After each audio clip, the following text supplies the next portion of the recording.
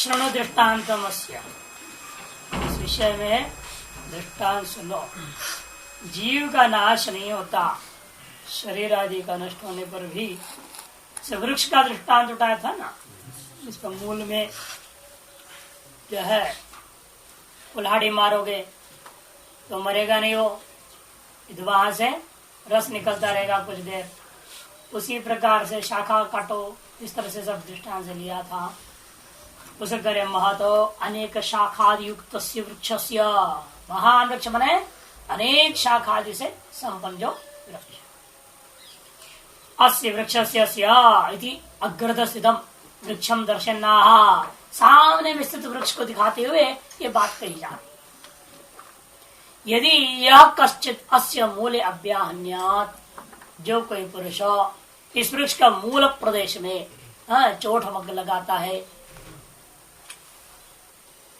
अभ्याहन्यात् परश्वादिना, परशु ने उठा दी, उसके द्वारा मारा गया, उसको काटने का प्रयास किया।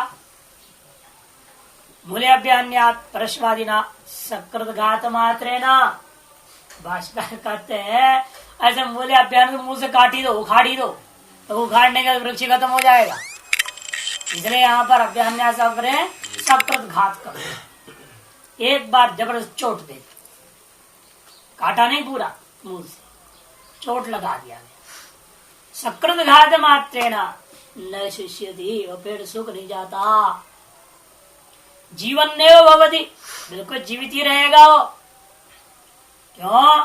तदा तस्य रस स्रवेत, लेकिन हमने उस समय ये देखते हैं उसको जो रस स्राव होने लगता है, कुछ रस सा निकलता है, पानी सा निकलता है, कहीं तो गोंदी बन जाता है, नहीं कहीं तो दारू निकलता है। अलग अलग पेड़ की महिमा अलग अलग है, कुछ न कुछ तो जैसे आपके यहाँ काट दिया जाए खून निकलता है कि नहीं, रस स्राव तो हो रहा है। शरीर का रस क्या खून है, वो खून निकलता है। तथा तस रस स्रवे तथा यो मध्याभ्यान्यात्, ठीक इसी प्रकार से जो कोई मध्य भाग में एक चोट लगा दिया तो जीवन स्रवे, तभी वो जीवित रहता हुआ रस स्राव मात्र हुआ करता है।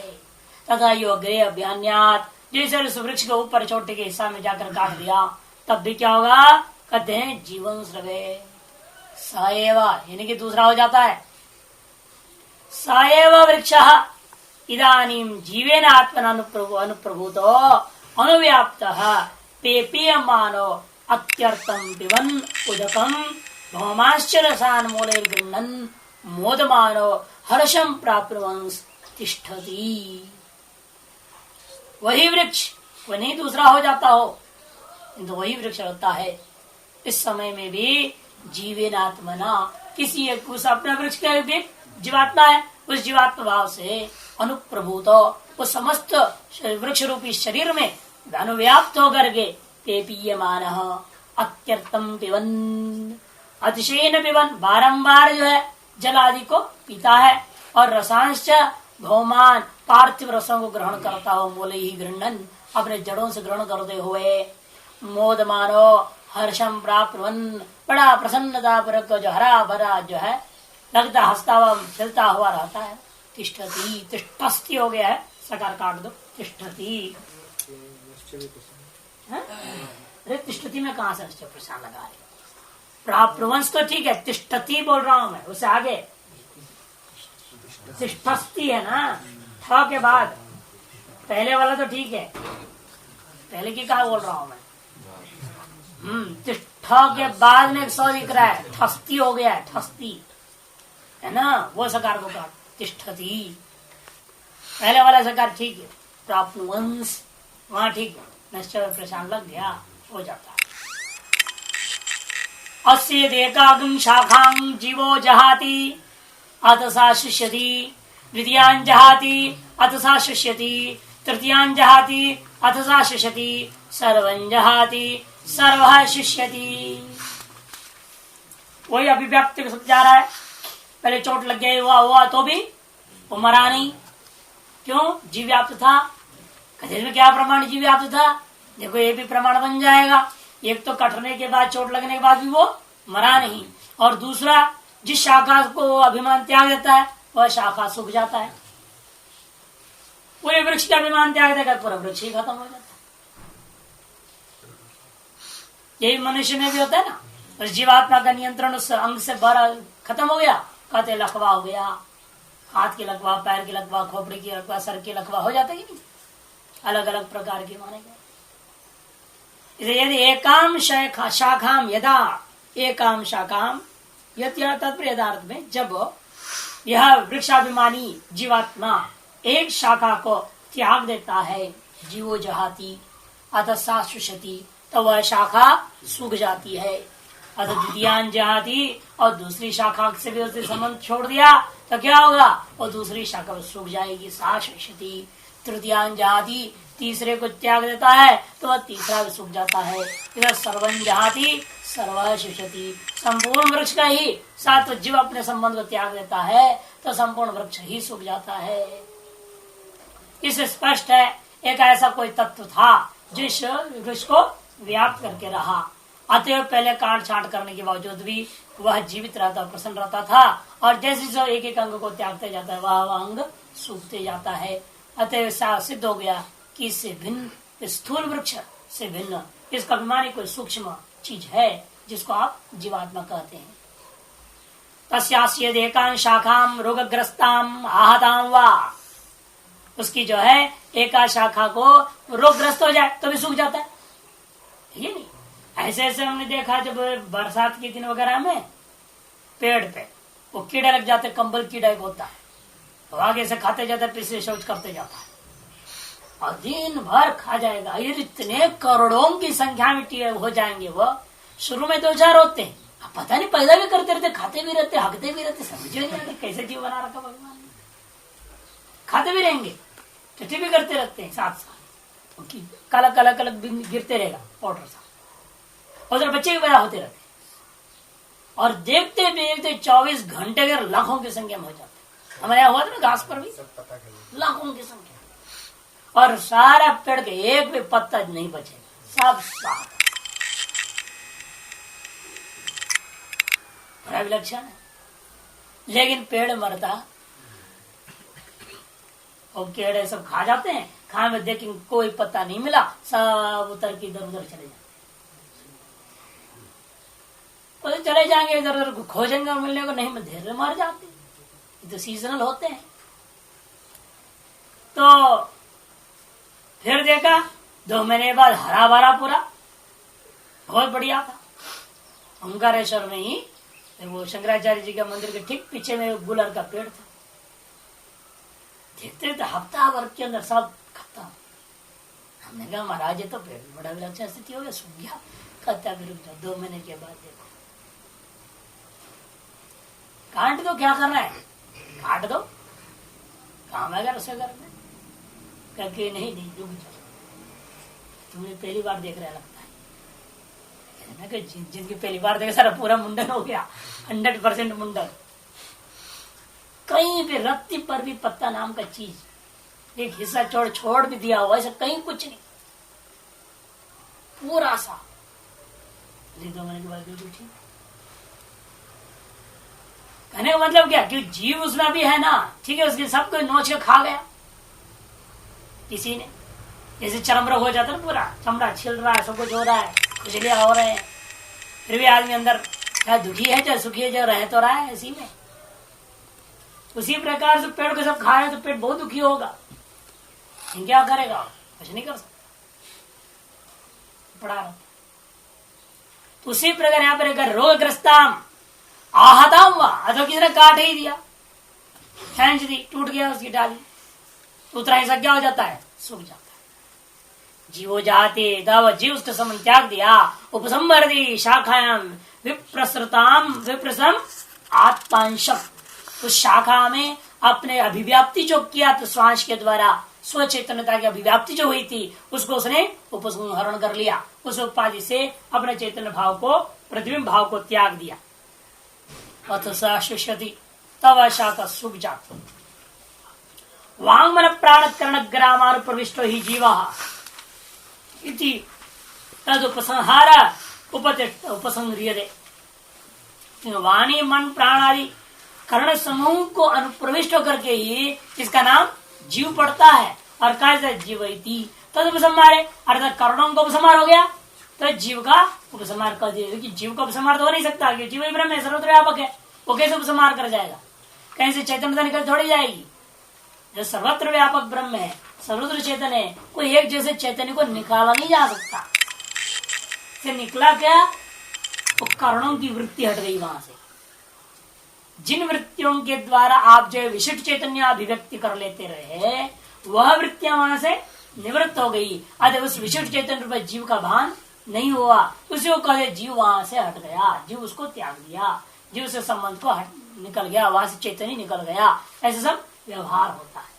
लेकिन वास्तव में चैतन्य निकलता नहीं, निकल ही नहीं सकता कहीं से। वो जो सर्वत्र व्यापक उसको कहां से निकाल? आकाश को निकालो कहीं से निकाल दो? निकाल नहीं सकता कोई। जब आकाश को नहीं निकाल सकते तो आत्मा को कहां से निकाल दोगे? सवाल नहीं उठता। इसलिए भाष्यकार कहते हैं कर्ण व्यवहार को लेकर के ही जीवत्व है, और कर्णों को उपसंहार होने से कह दिया जीव का उपसंहार हो गया। अर्थात तो विशिष्ट चैतन्य जो भाषित हो रहा था, तार विशिष्ट चैतन्य का भान होना बंद हो गया। जैसे आपकी सुषुप्ति में होता है, जो विशिष्ट चेतन इस समय आपको भान हो रहा है, मैं आत्मानंद हूं, अमुक आनंद हूं, ये आनंद वो आनंद, ब्रह्मचारी हूँ, गृहस्थी हूँ, सन्यासी हूँ, इत्यादि इत्यादि, वो सारे भान का निवृत्त होना ही हम क्या कहते हैं? जीव अब सो गया। जीव जो शरीर से अभिव्याप्ति अपना ग्रहण वापस कर लिया, हृदय में चला गया। ऐसे सब व्यवहार होता है। यह व्यवहार केवल कर्णों का ही समूह का अभिव्याप्ति, जो वृत्तियों के द्वारा अभिव्याप्ति थी, वृत्ति अभिव्याप्ति में निवृत्त होने मात्र से ही आप कह देते हो जीव निवृत्त हो गया। ये व्यवहार इसे कहते जीवेन च प्राणयुक्तेन अशितम पीतम च रसदांगदम जीवत् शरीरम वृक्षम वर्धयद रसरूपेण जीव सद्भावे लिंगम भवति। और देखो काटने के बाद रसस्राव हो रहा है कि नहीं हो रहा है? रसस्राव कैसे होगा? यदि अंदर कोई जीव नाम का चीज नहीं है, जो विशिष्ट चैतन्य अभिव्यक्त करके ग्रहण करने वाला नहीं होता, तो श्रवण भी नहीं हो सकता, रस भी नहीं हो सकता, उसके अंदर सूख जाएगा। जैसे जीवन प्राण युक्त जीवन, प्राण रूपी उपाधि से युक्त ही जीवात्मा मानी जा सकती है। और तारस जीव के द्वारा खाए हुए पिए हुए चीज ही रसदांगतम, रसदा को प्राप्त करके जीवत शरीरम, जिंदा शरीर आपको दिखाई देता है। और उस शरीर का अलग नाम है। यहाँ दृष्टांत में क्या ले रहे हो? शरीर वृक्ष वर्धयत रस रूपेण, वृक्षम वर्धित, वृक्ष को वृद्धि करता हुआ रस रूपेण, जीव सद्भाव रस रूपेण वृद्धि करता हुआ जीव के इस वृक्ष के अंदर सद्भाव में लिंग बनता है, प्रमाण बनता है।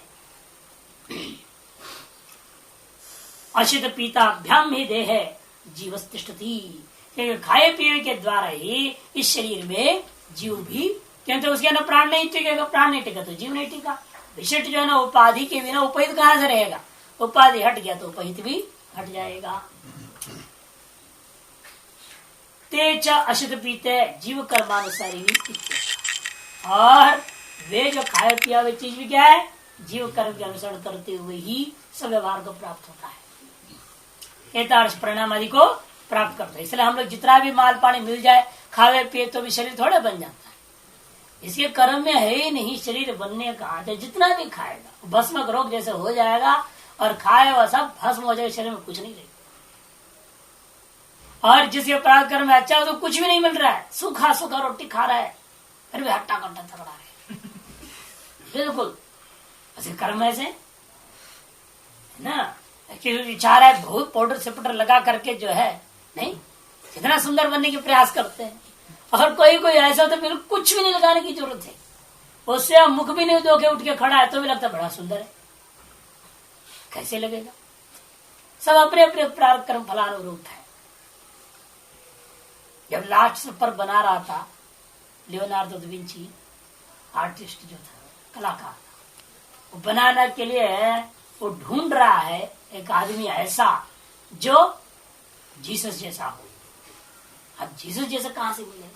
वैसे दाढ़ी मूछ वगैरह होना चाहिए, और उस स्थिति में एकदम समाधि अवस्था जैसे था ना, उसका ट्रांस अवस्था में रहता था लास्ट सप्पर में, ऐसा उन्मत्त एकदम मस्त। कहाँ मिले? ढूंढते कई दिन लग गए, और एक आदमी को दिखा रात का समय, अर्ध अंधकार का बीच में दारू पिया नाली में मस्त पड़ा हुआ था, ऐसे चेहरा पड़ा हुआ था, गोरा चेहरा, चिट्टा चेहरा था और दाढ़ी वगैरह वैसे ही। अरे ये जीसस से बोले लगा। फिर उसको पकड़ के ले गया, उसको खिलाया पिलाया, तनख्वाह सब दे करके कहा बस तुम दारू पिया करो मस्त, तुमको देख देख के मैं बनाऊंगा। बस ड्रम भर दारू दे दिया, अपना पी रहा मस्त पड़ा। जो होश है, जो एक चार खाने को चाहिए, चलो भाई चिकन खाओ, ये खाओ, जो खाओ। बता दे करीब 4 महीना उसको इस तरह से पालता रहा और उसको तब जाके बनाया। ये इतिहास है, पता नहीं कहाँ से सच्चाइयां हैं, लोग सुनाते हैं कहानी। तब दिव्य कला बनी जो कि आज तक विश्व में उसकी मान्यता है। इस तरह से जीवन चीज में वो चीज ढूंढा ना उसने, यदि उसके अंदर जीवता होता, चाहे जितना भी होता, क्या होता, उसका जितना खाएगा पे तो असर थोड़े करेगा, है कि नहीं? ऐसे भी नशे बाजी जितना पे कोई असर ही नहीं करता उनके शरीर, नशा खा करके आदत पड़ गया। जितने भी नशेला दवाई होते हैं आप देख लीजिए, आप शुरू में आधा गोली खाएंगे, धीरे धीरे 1 गोली खानी पड़ती, फिर 2 खाना पड़ता, फिर 3 खाना पड़ता, बढ़ते ही रहता है। फिर इंजेक्शन ही लो। डायबिटीज में भी यही होता है, डॉक्टरों को ये आश्चर्य करते रहे आप तो 3 गोली खाते थे, अब आधा खाने लग गई, तो कैसा हो गया?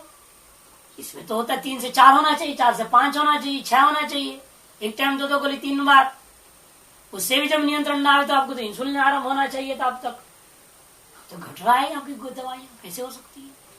आश्चर्य करते। फिर नियंत्रण है, संयम की बात है, खाने पीने में से हर चीज का संयम रखे रहो। और जड़ी बूटियों की खोज करते करते एक्सपेरिमेंट करते करते अपने शरीर में समझ में आ गई क्या खाने से नियंत्रण में रहता है। करी रहे, अभी भी एक्सपेरिमेंट चलते ही रहता है कि प्रयोगशाला है, शरीर एक प्रयोगशाला है, उसको प्रयोगशाला में प्रयोग कीजिए, चाहे जिए चाहे मरे, एक दिन वैसे मरना ही है। इस प्रयोगशाला में कई प्रयोग करना है ना। अब आदमी समझता नहीं है, अब उसको जो है प्रयोग से डरता है।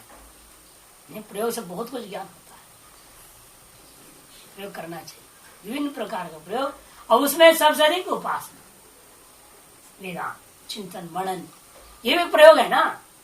ये जो कह रहे हैं इसको आप जो है प्रयोगात्मक रूप से यदि अपने अंदर इस शरीर रूपी लेबोरेटरी के अंदर इसका परीक्षण नहीं करोगे तो अनुभूति कैसे करोगे? वेदांत अनुभूति होगी क्या? बाहर घूमते फिरने से, कथा प्रवचन करने से वेदांत अनुभूति हो जाएगी? नहीं हो सकती। ये तो अपने शरीर की प्रयोगशाला में ही करना चाहिए। इसलिए अधिकतर जगहों में जो इस तरह से शरीर में ही दृष्टांत, इसलिए कहा शरीर में ही जीवा। पहले सिद्ध कर रहे हैं शरीर में ही जीव है ना। जो शरीर को से अलग होता हो, शरीर में रहता हो जीव, जिसके कारण से शरीर भी रसवान होकर के रहता हो, वही ब्रह्म। फिर अगला मंत्र में कहेंगे स आत्मा तत्वमसि।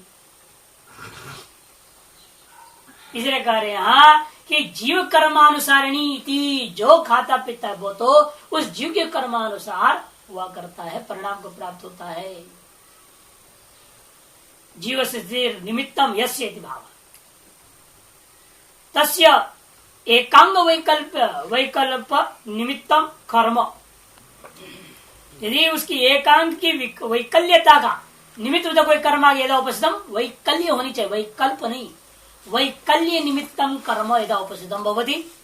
अब क्या क्या वैकल्य है? हाँ ठीक है, वैकल्य यहाँ वैकल्प है, वहां यह कहाँ है? यह बनाओ तस्य एकांग वैकल्य निमित्तम कर्म यदा उपस्थितम भवति। जब एकांग का विकलता मैंने एकांग के अभाव होने का कोई कर्म निमित्त भूता जो कर्म उपस्थित जब हो जाता है, तथा जीव एकाम शाखा जहाती, शाखा है आत्मानम उपसंहरति, उस शाखा से अपने उस अंतःकरणों को उपसंहार कर लेता है। आत्मानम उपसंहारति, उपसंहार कर लिया। मैं वही पहले समझा चुके हैं, आत्मा को उपसंहारण नहीं हो सकता, अतएव करणों को उपसंहारी आत्मा उपसंहार करके कहना है। एकाम शाखाम जहां मैंने शाखाया आत्मान उपसंहरति, उस शाखा से अपने करणों की वृत्तियों को उपसंहार कर लेता है। अतः तदा सा शाखा शिष्यति, इसलिए उस समय वह शाखा क्या हो जाएगा? सूख जाता है। जीव स्थिति निमित्तो रसो जीव कर्म आक्षिप्त, जीव की स्थिति का निमित्त होता जो रस है वो जीव कर्म से आक्षिप्त है। यावत जीव का कर्म उस अंग को भोग करने का है तावत परंतु अंग बिल्कुल स्वस्थ रहेगा। जब जीव कर्म उस अंग का भोग संबंधी समाप्त हो गया कर्म, तो अपने आप सूख जाएगा। तब कर्म का समाप्त होना और कर्म का होना और न होना यही मुख्य आधार हुआ। उसने कर्माक्षिप्त रस है और रस से अनुमित हो गया जीव।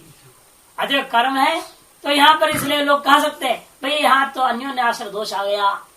जीव है इस शरीर में तो अनरस का परिणाम है, अनरस का परिणाम है तो जीव है, ये मानना पड़ रहा है। जिसने रस साहब देखा अतएव आपने कहा जीव है, और जिसने जीव का कर्म है इसलिए रस है। तो जीव है तो सब कर्म है तो रस है तो जीव है ना। जीव रस जीव लोगे अन्य आश्रय दोष हो जाएगा, जीव कर्म रस जीव लोगे तो चक्रक दोष आ जाएगा, और जीव और रस का परस्पर लोगे आत्माश्रय दोष हो जाएगी। ये सारे दोष इकट्ठे आ जाएंगे, आत्माश्रय अन्योन्याश्रय चक्र और अनावस्था। इसके लिए अलग उसके अलग मान ले जाओ तो अनावस्था दोष। इसलिए कहते हैं ऐसा जब कहा तब दोष के सब उपचार जवाब देते नहीं, ऐसा नहीं करना। जीवोपसंहार न तिष्ठते, क्योंकि जीवोपसंहार कर्म स्थित ही नहीं होता। अगर रस और कर्म सारे चीज का आधार जीव है। कार्य को देख करके हम कारण का अनुमान कर रहे हैं। रस सूख गया तो हम समझ रहे कर्म खत्म हो गया, इसलिए रस से हम जीव का अनुमान नहीं कर रहे हैं, बल्कि एक कहना जीव था अतएव रस है। और उसमें प्रमाण सुखने से मजबूत हो गया। सुख क्यों गया? जीव वहां संबंध छोड़ दिया, ऐसा रस का भी इसलिए अभाव हो गया। रस का क्यों अभाव हुआ? क्योंकि जीव के कर्म का अभाव होने से। अतः सर्वत्र जीव अनुसूत है। जीववशात कर्म, जीववशात रस, जीववशात रसाभावात कर्माभाव, कर्माभावात जीव का प्रभाव पर संबंध अभाव अनुमान हो जाता है। इसलिए यहाँ पर अन्योन्याश्रय दोष नहीं हो सकता। सभी कार्यों के प्रति कारण रूपेण मुख्य रूपेण वह जीव ही उपस्थित है। चाहे कर्म रूपा कार्य हो, रस रूपा कार्य हो, उनके अभाव रूपा कार्य हो, कोई भी कार्य हो, सभी का संबंध जीव से ही है। इसे अन्योन्याश्रय दोष नहीं रखता है। रसापगम्य शाखा शोषम उत्पत्ति, कि रस का अपगम होने पर वह शाखा अवश्य ही सूख जाता है। तथा सर्व वृक्षम में वेदायम जहादी, इसलिए सदा जो है यदि मान लीजिए वह वृक्ष जब संपूर्ण वृक्षाभिमानी जीवात्मा संपूर्ण वृक्ष के संबंध को त्याग देता है तथा सर्वोपि वृक्ष संपूर्ण वृक्ष सूख जाएगा। वृक्ष से रस श्रवण शोषणादि लिंगात जीववत्तम दृष्टांत शब्द चेतनावंत स्थावरा इति। वृक्ष से रस श्रवण शोषणादि लिंगा, वृक्ष के अंदर रस का श्रवण, रस का सूखना इत्यादि लिंग से जीववत्व दृष्टांत शब्द चेतनावंत स्थावरा इति। जीवत्व का दृष्टांत कथन करने श्रुति के द्वारा यह बात सिद्ध कर दिया जो स्थावर है वे भी चेतन वाले हैं। यदि बौद्ध कारणाद मत अचेतना स्थावर असारम दर्शित भवती। इस दृष्टांत से अगर ये भी बात सिद्ध कर दिया एक तरह से बौद्ध कारणाद जितने मत है जो स्थावरों को अचेतन मानते हैं उनका जो है बात खंडन हो गया। उनके सिद्धांत में कोई सार ही नहीं है। असारमिति दर्शितम भवती। यथा अस्मिन् वृक्ष दृष्टांत दर्शितम जीवेन युक्तो वृक्षो एवमेव खलु सौम्य विद्धि होवाच। जीवापेदं वावकिलेदं म्रियते न जीवो म्रियते इति। स एषु अणिमा एतदात्ममिदं सर्वं तत्सत्यगं स आत्मा तत्त्वमसि श्वेतकेतो इति। भूयेव मा भगवान् विज्ञापयत्विति तथा सौम्येति होवाच। एवमेव खलु सौम्य, जिस प्रकार से यह वृक्ष में दृष्टांत को तुम देख रहे हो, जीव से युक्त तो वृक्ष अशुष्क और रसवान रहता है, और जिस जीव से अयुक्त हो जाता है यह जो रस रहित होकर के शुष्क हो जाता है। ठीक उसी प्रकार से एवं एवं खलु सौम्य विद्धि, यह शरीर के अंदर जीवात्मा की स्थिति को समझो। इति होवाच। जीवावे पेतम वाव किल इदम म्रियते न जीवो म्रियते। जीव से रहित होकर शरीर ही मरता है, जीव कभी मरता है। सायशोनिमा, इसलिए वह यह जो इस समस्त जगत का कारणीभूत सूक्ष्म तत्व था वही यह ऐतदात्म इदम सर्वम, वो आत्मा यह वही इन सकल जगत का भी आत्मा है, अथवा ऐतदात्म समस्त जगत है। तत्सत्यम, वह आत्मा ही सत्य है, वही सत्य है, वह कारण ही सत्य है। और वह कारण क्या है? वही आत्मा है, वही तुम हो, हे श्वेत केतु। तब कहते हैं महाराज दृष्टांत आपने समझा दिया, लेकिन ये समझ में नहीं आता इतना स्थूल बड़ा वृक्ष उस जीव रूपी सूक्ष्म पर कैसे टिक गया, कैसे रहा हो? क्योंकि हम ये करते हैं, पत्थर उठाओ आकाश में रख दो, आकाश सूक्ष्म है ना, ये स्थूल को वहां रख दो, वो रहता है क्या? वो गिर जाता। क्यों गिर गया? क्यों गिर गया? यदि स्थूल वस्तु सूक्ष्म पर रह सकता है, तो यदि स्थूल वस्तु सूक्ष्म पर टिक सकता है, तो ये आकाश पर क्यों नहीं टिका कोई पत्थर आदि? बताओ क्यों नहीं टिका हो? क्यों नहीं टिका हो? इसका मतलब क्या? स्थूल के लिए आधार तो स्थूल ही चाहिए, स्थूल का आधार स्थूल ही चाहिए, सूक्ष्म नहीं हो सकता। ऐसा कोई शंका या श्वेत केतु का मन में आ रहा है कि हम तो यही देख रहे हैं स्थूल का आधार स्थूल ही होता है, स्थूल सूक्ष्म पर तो टिकता नहीं। यह वायु सूक्ष्म है, अगर हम स्थूल एक पत्थर डाल देता हूं तो वायु पे टिकता है, धैर्य से आग के नीचे गिरेगा, और पृथ्वी पे स्थूल पर ही स्थूल टिकता है। इसलिए आपके यह कथन करना हमें इतना सही महसूस नहीं होता। इतना बड़ा स्थूल शरीर उन सूक्ष्म कर्णों में टिका है, वो कर्ण विशेष चेतन बुधा जीव पर टिका है, और जीव इसको पकड़ रखा है। जीव जब छोड़ देगा ये खत्म हो जाएगा। ये आपका कहना हम नहीं मान सकते। अतएव आपके दूसरे दृष्टांत से और अच्छी तरह समझाइए किस प्रकार से यह स्थूल वस्तु सूक्ष्म पर टिका हुआ है। स्थूल का कारण सूक्ष्म है, ऐतदात्म विदम है ना, ये तो कहना अणिमा, अब उस पर पहुंच रहा है, इसीलिए एक एक करके आगे बढ़ रहा है ना। स अणिमा, वही सूक्ष्म में बोला अपने कारण, ये नहीं हो सकता। स्थूल के टिकने का कारण जो है सूक्ष्म नहीं हो सकता है, ऐसा उसके मन में आया। अतवे कहता है हे भगवान भूय मां विज्ञापे, तो और आप अच्छी तरह से मुझे इसको समझाइए कि तथा समिति वाच। तब पिता कहते ठीक है बेटा, और तुमको प्रेम से समझाता हूं। यदि अस्मिन वृक्षे दृष्टांत दर्शितम, भाष्यकार जिस प्रकार से दृष्टांत में दर्शाया गया है, जीवे ने युक्त वृक्ष अशुष्क, जीव से युक्त जो वृक्ष है वो कैसा था? अशुष्क था। रसपाना युक्त, रसपाना से युक्त होकर रसवान था। जीवती इत्युच्यते, व्यवहार भी हो गया, जीवित है वृक्ष, तदपेतश्च म्रियते इत्युच्यते, और वह जीव का हटने पर ही काले मर गया, ये व्यवहार होता है। एवमेव खलु सौम्य विदिति उवाच, इसी प्रकार से हे सौम्य, हे प्रिय दर्शन, इसको इस जीवात्मा तुम्हारे अपनी आत्मा को इसी प्रकार के समझो। जीवापेतम जीव वियुक्तम वावकेला इदम शरीरम म्रियते, जीव से वियुक्त हुआ ये जो शरीर ना मर जाता है, न जीवो म्रियते, और जीव मरता नहीं है। इस शरीर का मरने से लोग कह रहे हैं ये अमुक आदमी मर गया, ये जो कह देते हैं वो ठीक नहीं। वह नाम और नाम में से शरीर मर गया, लेकिन वो व्यक्ति मरता नहीं, बल्कि नाम भी बाद में टिका रहता है।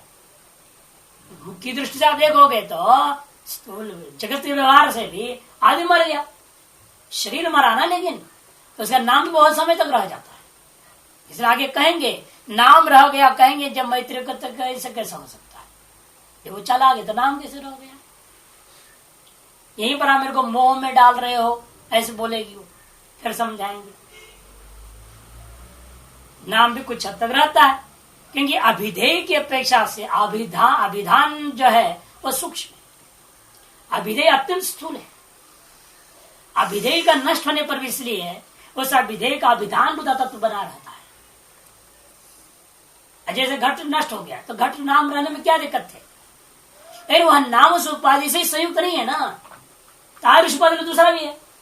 अब कितने रामानंद हो गए, कितने स्वरूपानंद हो गए, कितने कृष्णानंद हो गए, कितने शिवानंद हो गए, और भी होते रहेंगे दुनिया में, यही नाम तो देते ही रहेंगे, नाम तो रह गया ना। इसीलिए अमुक का ही है नाम, आप जो कह रहे कितने 100 साल तक लेते रहोगे, कितने 1000 साल तक चलेगी। है कि नहीं? अब शंकराचार्य का नाम 1200 साल से, कोई 2400 साल से मान रहा है, कुछ इतने साल से चल रहा है। लेकिन ये सब कब तक चलेगा? उतने दिन तक है जब तक ये कलयुग रहेगा। उसके बाद अपने आप ये सब नाम स्वाहा हो जाएंगे। फिर अगला जो चतुर्युग है उसमें जो पैदा होंगे वो क्या क्या नाम लेंगे, क्या रखेंगे नाम, क्या पता। उस कलयुग, उस चतुर्युग में पैदा होने वालों का अपने कर्मानुसार होगा ना अभिधानावधि व्यवस्था। धाता यथा पूर्व कल्प, सृष्टि तो वैसे रहेगा। लेकिन जरूरी नहीं ये आम की नाम रहेगी जो अभी जिसको हम आम नाम ले रहे हैं, किसी और का नाम आम रख सकते हैं। वृक्ष यही रहेंगे, नाम यही रहे, वस्तु भी वही रहे, कोई जरूरी नहीं। ये तो अभी भी देखने को मिल रहा है, नाम बदलने में कि नहीं बदल रहा है, वस्तु तो वही है ना।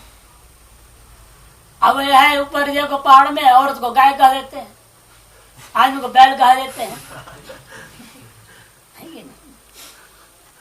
और उसको पशु कहते हैं, गाय पशु है, डंगर है, ऐसे सब बोल देते हैं और नाम ही अलग कर दिया उसका।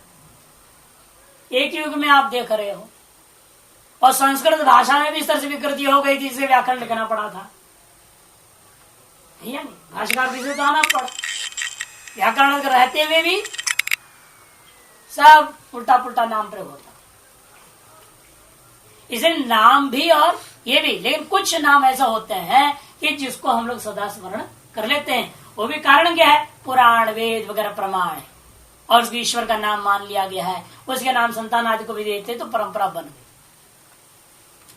अभी देशों में तो कोई नाम की क्या परंपरा है, कुछ पता नहीं चलता, क्या क्या नाम रख देते, समझ नहीं, जो मुंह में आ गया वही नाम, बस खत्म। ऐसी स्थिति है वहां, क्योंकि वहां कोई परंपरा है ना, वैदिक पौराणिक क्या परंपरा, ऐसे कुछ नहीं। ये ईसाई वगैरह कोई धर्म को नहीं मानते, उनमें क्या नाम रखेंगे? वो कुछ भी रख देते, जो मन में आ गया वो रख। इसलिए नाम भी इसलिए अंत में क्या होता है? मिट जाने वाला ही वस्तु है। लेकिन स्थूल वस्तु की अपेक्षा से वो अभिधेय की अपेक्षा से अभिधान ज्यादा समय तक टिक जाएगा। इसलिए यहाँ कह रहे हैं कि भाई वो जीव वियुक्तम भाव के लिए एकदम शरीरम म्रियते न जीवो म्रियते कार्य शेषे च सुप्तोत्थितस्य ममैदं कार्य शेषम अपरे समाप्तमिति स्मृत्वा समापन दर्शनात् कार्य शेषे च, क्योंकि कार्य का बचे रहने पर सुप्तोत्थितस्य सो करके जगे हुए के समान ममैदं कार्य शेषम अपरे समाप्तमिति, क्योंकि उसके मन में ये रहता है मेरा यह कार्य अभी बाकी है, इतना भी पढ़ाना बाकी है। दिमाग में आता है कि जगने जगत ही इतना पढ़ना बाकी है, ये दिमाग में आ जाता है आप लोगों को भी, यही कार्य शेष है। अभी साधना बाकी, इतना जब बाकी है, कोई अलग अलग अपना अपना जिसकी जो काम धंधा है वो उसको सोचेगा इतना बाकी है करके। और प्लास्टर करना मिस्त्री यही सोचेगा इतना भी प्लास्टर करना बाकी है, ये तो कहेगा वो। जिससे पूछो हर व्यक्ति का पास अपना कार्य शेष है, कोई ऐसा नहीं है कि जो कहे मेरा कोई कार्य शेष नहीं। अरे जीना ही एक कार्य है, वही तो शेष है, जीवित कहां से रहोगे? जीना भी एक कार्य है, जी रहा है ना, वही एक कार्य चल रहा, कर्म का कार्य है वो, कर्म का फल है वो, कर्म का फल है जो हम जीवित रह रहे हैं, यही कार्य शेष, इसलिए जीवित रह रहे हैं। जिस दिन कार्य शेष समाप्त हो जाएगा उस दिन वो खत्म हो जाएगा, क्योंकि कर्म खत्म हो गया शरीर का, जिसमें कुछ कार्य शेष होना था आते वो भी खत्म हो जाएगा, वो भी शरीर से अलग हो जाएगा। इसलिए कहते हैं कार्य शेष है तो सुप्त से ममैदं कार्य शेषम स्मृत्वा समापन दर्शनात्, स्मरण करके फिर उस कार्य को समाप्त करने में लग जाता है। नया नया लेते रहेगा अपने कर्मानुसार है ना, इस तरह से कार्य जब तक जीवन है तब तक कार्य समाप्त, वास्तविक कार्य का समाप्ति नहीं, एक किंचित विशेष कार्य समाप्त हो जाता है, लेकिन कार्य सकल कार्य समाप्ति मौत का दिन ही होता है या नहीं? ये तो शरीर का सकल कार्य समाप्ति उसी दिन होनी है। इन विशिष्ट कार्यों को लेकर हाँ भाई हाँ ये उपनिषद खत्म हो गया, अभी उपनिषद पढ़ रहा वो खत्म हो गया, एक विशिष्ट कार्य को लेकर के आप समाप्ति का व्यवहार कर सकते हैं। वास्तविक समाप्ति जिस दिन सर्वकर्म समाप्ति होकर के शरीर ही समाप्त हो जाता है उसी समय समाप्ति है। इसे कहा ब्रह्म निश्चया, तावत पर्यंत सब अनुसूचित चलते रहेगा। जात मात्रांच जंतूनां स्तन्य विलास भयादि दर्शनाच्च अतिथि जन्मांतरानुभूत स्तनपान दुखानुभव स्मृतिर्गम्यते। जन्म लिए हुए अभी जात मात्राण क्षण भर नहीं हुआ, बच्चा रोने लगता है और माँ का स्तन को चाहने लगता है। स्तन्याभिलाषम, भय भी दिखता है उसको। भयादि नाम भया दर्शनाथ अतीत जन्मांतरानुभूतो, पूर्व जन्मों में अनुभूत स्तनपान दुख का अनुभव आदि को अवश्य ही आपको अनुमान करना ही पड़ेगा। स्मृति है, ये बात माननी पड़ेगी। इसी पर अग्निहोत्रादिनांच वैदिकानंगरणाम अर्थवत्तात् न जीवो मृतो इति एक और युक्ति तर्क है। सारे वेदों का विधि व्यर्थ हो जाएगा यदि शरीर से भिन्न जीव यदि नहीं मानोगे। इस शरीर से स्वर्ग कर दिया, मैंने यह कर्मकांड किया, उस कर्म का फल जो है स्वर्ग भोगना, इस शरीर के साथ तो जा नहीं रहा है कोई, फिर क्यों करोगे? सारी वैदिक विधियां व्यर्थ हो जाएंगे यदि शरीर से भिन्न जीवात्मा ना हो तो। अग्निहोत्रादिनाम वैदिकानंगरणाम अर्थवत्ता, उनकी प्रयोजनवत्ता के लिए भी आपको जीव जो है नहीं मरता है, यही मानना पड़ेगा। न जीवो मृत इति, नहीं तो उनकी प्रयोजनवत्ता खत्म हो जाएगी। सयशो, इसलिए वह यह जो आपने पूर्व में सुना है अणिमा इत्यादि समान वाक्य समान शेष वाक्य। अब वही शंका भूय एवं माँ भगवान विद्यावत बोलो, क्यों बोल रहा है ये बात? भाष्यकार कर रहे कथम पुनरिदम अत्यंत स्थूलम पृथ्वी नाम रूपवत जगत, अत्यंत सूक्ष्मात् सदरूपात नाम रूप रहितात सतो जायते दृष्टान्त भूय एवं माँ भगवान विद्यापित। वह यह जो अत्यंत स्थूल है, पृथ्वी आदि नाम रूप वाला यह जगत विशाल जगत है, और वह जगत का आपने को वो अत्यंत सूक्ष्म कारण से निकला, और अत्यंत सूक्ष्म कारण में ही विद्यमान है। अब ले दिया ना उत्पत्ति, पहले स्थिति लिया, फिर उत्पत्ति लिया, फिर अब लय में जा रहे हैं प्रलय भी, तीनों काल में उसी में रहता है कर्म। ये कैसा हो सकता है? इतना विशाल स्थूल जगत उतने सूक्ष्म पदार्थ के अंदर से निकला, उसी में टिका है, और अब उसमें लय तक भी आप बोलने जा रहे हो, ये कैसे हो सकता है? सूक्ष्मात सदरूपात नाम रूप रहितात, लेकिन नाम रूप कर्म से रहित है, उसे नाम रूप कर्मात्मक स्थूल जगत कैसे उत्पन्न हो सकता है?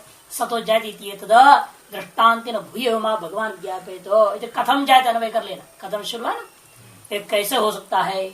तब दृष्टांत के द्वारा आकर मुझे और अच्छी तरह समझाइए।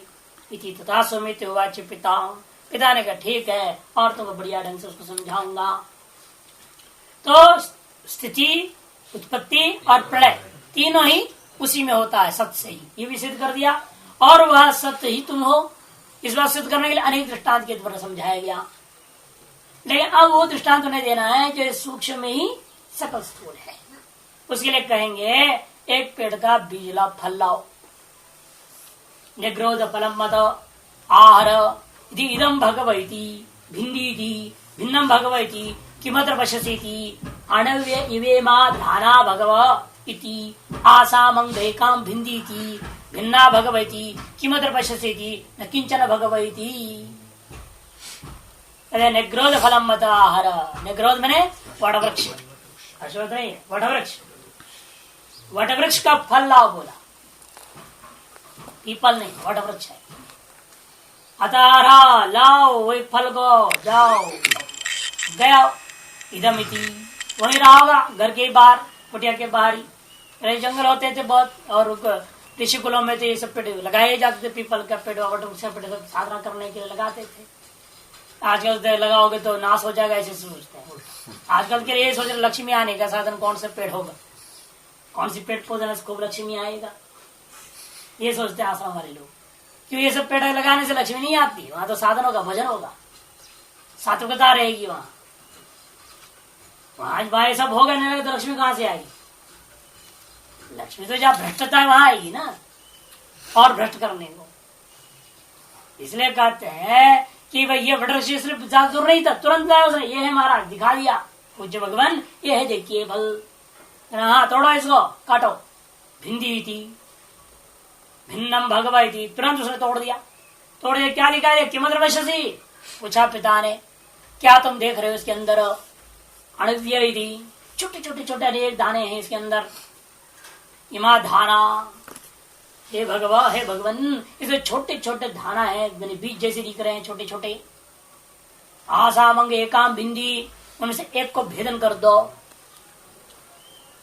भिन्ना भगवत नीति, ठीक है भगवान, मैंने इसका भेदन कर दिया। कि मतलब शशि, तुम क्या देख रहे हो? अब तो कुछ नहीं दिखता, अब चूर्ण हो गया, उड़ गया हवा में, खत्म बात। कहाँ टिकेगा कुछ? मैंने 2-3 बार मैंने कहा दिया, कहने का मतलब बिल्कुल ही गायब हो गया। अब वो कोई स्थूल रूप में ग्रहण ही नहीं कर पा रहा है, स्थिति वैसे चूर्ण हो गया।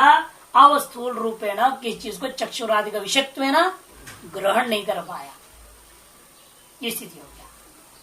तब उसको बताएंगे। अब बताओ, ये जो सूक्ष्म हो गया, ये तुम्हारे आंखों को नहीं दिख रहा है? वह सूक्ष्म अवयव ही ये स्थूल बना था कि नहीं बना? तोड़ तोड़ के वहां पहुंचे हो तुम।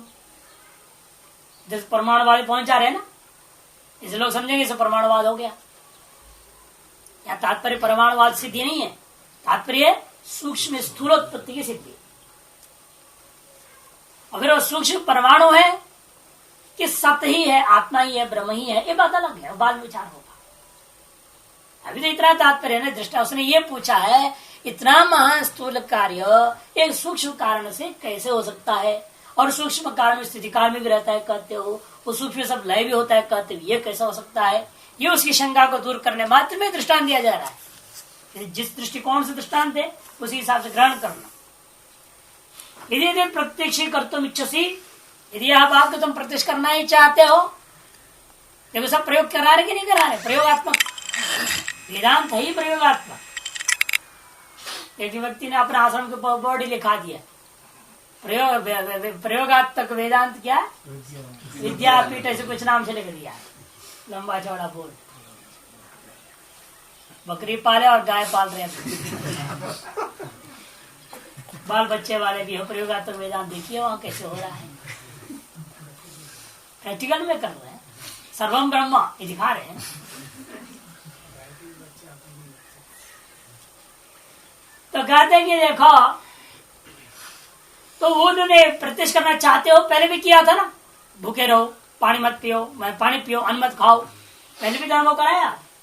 इस तरह हर चीज को उसको प्रयोगात्मक रूप में अनुभव कराने का प्रयास करा रहे हैं। तो यहाँ भी तुम प्रत्यक्ष करना चाहते हो, तो अतो अस्मात् महतो न्यक्रोध, ये सामने दिख रहा है तुमको महान न्यक्रोध वृक्ष, उसका फलम एकम मार, इससे गिरा हुआ एक फल को ले आओ।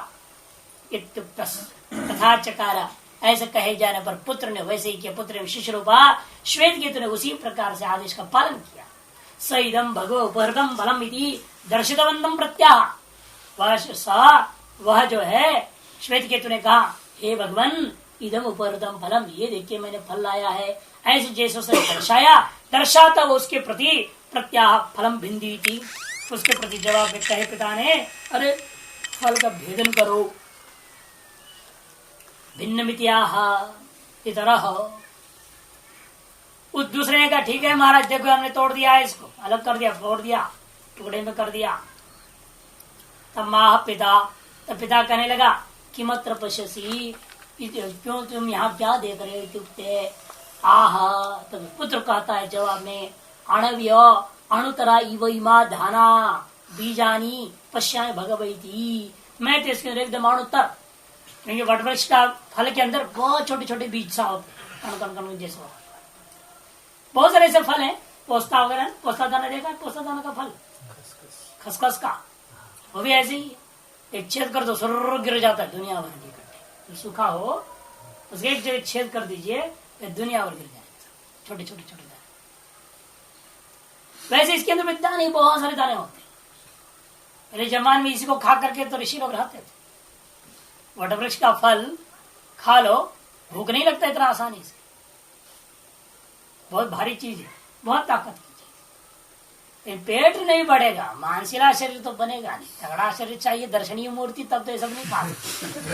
दर्शनीय मूर्ति बनना अगर घी माल छको और कोई रास्ता नहीं उससे, और दंड बैठक पे लो तो दर्शनीय मूर्ति बनो, खट्टे खट्टे तगड़े दिखो। तपस्या करनी है तो ये सब चीज साधन, आत्मानुभूति करना है तो ये सब चाहिए। दर्शनवंतम प्रत्या फलम बिंदी भिन्न किमर वशसी अणुव्यो अणुतरा इव अणुतरा। पहले जो था वो भी छोटा ही था ना फल, इसलिए उसको फल को कहते अणु था, फल छोटा सा है वो, इसलिए अणु। ये क्या है, उसके अंदर छोटी सी अणुतरा इव कह दिया, इसलिए उससे बिल्कुल छोटे के समान दिख रहा है। इमा दाना बीजानी पश्यामी भगवन्निति आसाम दानानाम एकाम दाना मंग हे वत्स भिन्दित्युक्ते आहा भिन्ना भगवती। फिर पिता ने कहा इन छोटे छोटे धानों में से एक आध धाना को लो और इसको भेदन कर डालो। भिन्ना इसे भोजन प्रकार भिन्ना, उससे को उसने सैकड़ों टुकड़े कर दिया। एक फल को तोड़ा, अपने सैकड़ों टुकड़े आ गए थे छोटे छोटे, उस एक छोटे को सैकड़ों टुकड़े कर दिया। इसे भिन्ना भोजन प्रयोग कर रहा। एक उसने बीज को तोड़ो कहा, और एक बीज उसने कहा भिन्ना प्रयोग कर। हाँ जी, हमने भेदन करके पूरा चूर्ण बना दिया है इसको। यदि भिन्ना धाना तस्याम भिन्नायं किम पश्यसि। यदि तुमने धानाओं को समय से भेदन करके मिटा दिया है, अब बताओ उस भिन्न धाना में तुम क्या देख रहे हो। न किंचन पश्यामि भगवती। उसने कहा भगवान आप तो कुछ भी नहीं देख रहा है, हमारे इंद्रियों के ग्राह्य तत्व या कुछ भी नहीं दिख रहा है। तम पुत्रम होवाच, तब उस पुत्र के प्रति कहते तगुंगोवाच यं वै सौम्येतम अणिमानं निभालयस एतस्य सौम्य एषोणिम्नः एवं महानिग्रोधस्तिष्ठति श्रद्धस्व सौम्येति। हे सौम्य श्रद्धा करो, ये जो तुम देख रहे हो सूक्ष्म तत्व, इसी में इतना बड़ा पेड़ है। सब सामने वाला पेड़ को दिखा रहे, ये जो बड़ा पेड़ है ना वो इसी में है। कह उसमें कहा है, कहने का तात्पर्य ग्रहण करना, इसलिए साथ में जोड़ दिया श्रद्धा करो। कहने का तात्पर्य है ये जो पेड़ लंबा चौड़ा आदि तुमको सामने दिख रहा है, वो भी इसी सूक्ष्म तत्व जैसा एक सूक्ष्म बीज था जिससे इतना बड़ा वृक्ष हुआ है। अर्थात बीजा भिन्न वृक्ष का कार्य तुमको दिख रहा है था, वह बीज में सूक्ष्म है, वो सूक्ष्म सूक्ष्म तत्व से बीज हुआ, बीज से तंत्र वृक्ष हुआ। ये सूक्ष्म तो सूक्ष्म तारतम्यता में जाओगे तो सूक्ष्म सूक्ष्म तत्व कौन बनेगा, सूक्ष्मतम तत्व कौन है, वो वही आत्मा, वही सत्य। इस विषय में तुम्हें श्रद्धा करने का और कोई रास्ता नहीं है। कौन भी जो सूक्ष्म सूक्ष्म तत्व दिखा दो, अरे इसी के सूक्ष्म तुम देख नहीं पा रहे अपनी इंद्रियों से, उन सूक्ष्म इंद्रियों से कैसे तुम देख पाओगे। इस बीज के सूक्ष्म तत्व को पहुंचने के बाद भी स्थूल कार्य कारण भाव का वह सूक्ष्मतम पृथ्वी तत्व के अंशों को ग्रहण नहीं कर पा रहे हो, तो उस पृथ्वी के भी सूक्ष्म का कारण होता, उस ब्रह्म को इंद्रियों से ग्रहण करने के प्रयास मत करो। इसलिए करें श्रद्धस्व, इसलिए एक ही रास्ता है, वो सूक्ष्म समझना है। ये सारी इंद्रियों की मूल कारण में पहुंचना है। इन इंद्रियों को सबको समेटते जाओ, सकल इंद्रियों की वृत्ति को अपने अंदर एकीभूत करते जाओ।